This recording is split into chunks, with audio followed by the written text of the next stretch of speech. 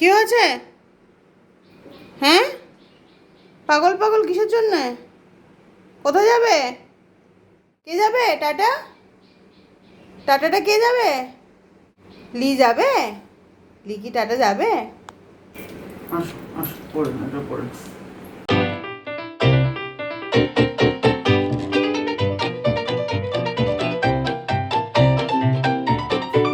Welcome back লিয়ান ফ্যামিলিতে তোমাদের সকলকে আরেকবার স্বাগত।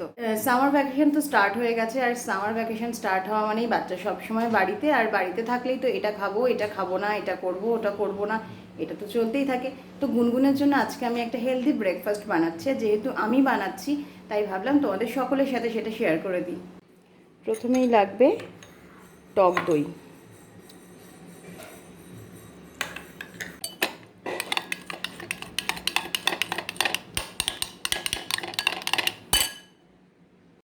এরপর টক দইয়ের মধ্যে আমি এই আদার কুচিগুলি দিয়ে দেব। স্বাদ মতো একটু সল্ট অ্যাড করতে হবে। নেক্সট আমি মেশাচ্ছি একটুখানি মিক্সড হার্ব। আমি এটাতে নানা রকম ভেজিটেবলও মেশাই, যেমন গাজর, ক্যাপসিকাম, কর্ন, শসা দিলেও খুব ভালো লাগে, কিন্তু আজকে আমি এটা প্লেন করছি, কোনো রকম কোনো ভেজিটেবল এতে দেবো না, একদমই অন্যরকমভাবে। স্বাদ অনুসারে একটুখানি দিয়ে দিলাম গোলমরিচ গুঁড়ো। আমারটাতে আমি কাঁচা লঙ্কা কুচিও দেবো, যেহেতু গুনগুন খাবে সেই জন্য আমি শুধুমাত্র গোলমরিচ এটাতে মেশালাম।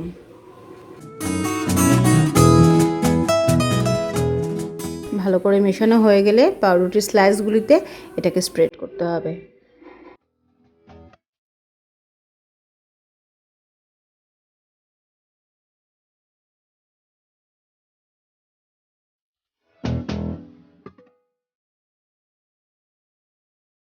আজকে এই স্যান্ডউইচটা বানাতে আমি বাটার ইউজ করব না, আমি ইউজ করছি এক্সট্রা ভার্জিন অলিভ অয়েল। এই অলিভ অয়েলটা একটুখানি বাটির মধ্যে নিয়েছি, তাতে মেশাচ্ছি রসুন বাটা, মিক্সড হার্ব আর অরিগ্যানো। এটাতে একই রকমভাবে বাটারও ইউজ করা যায়, এতে কোনো রকম কোনো প্রবলেম নেই।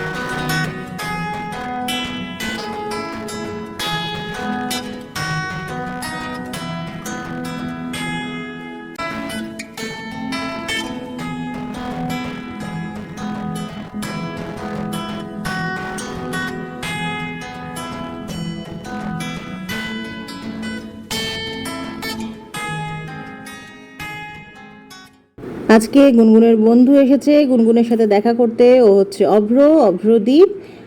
তোমরা আমার অন্যান্য ব্লগে শর্মিষ্ঠাকে তো দেখেছো, আর জানো অভ্র ওরই ছেলে। তো ওরা আজকে এসেছে আমাদের বাড়িতে। লিয়ের তো মানে আনন্দের শেষ নেই, খুব পছন্দ হয়েছে ওর অভ্রকে। গুনগুন আর অভ্র এমন শান্তশিষ্টভাবে বসে আছে, মনে হচ্ছে বাপরে বাপ কি শান্ত বাচ্চা। একটু পরেই শুরু হয়ে যাবে ওদের হুড়োহুড়ি। এদিকে লি তো মহা খুশি। যাক চলো, আজকের মতন তোমাদেরকে টাটা করব, তার কারণ অভ্র আর গুনগুন এক্ষুনি খেলা শুরু করবে, আর আমি আর শর্মি অনেক দিন পরে আমাদের দেখা হয়েছে, আমরা এখন আমাদের গল্পের ঝুলি খুঁড়ে বসবো। সকলে ভালো থেকো, সুস্থ থেকো, আজকের মতন টাটা।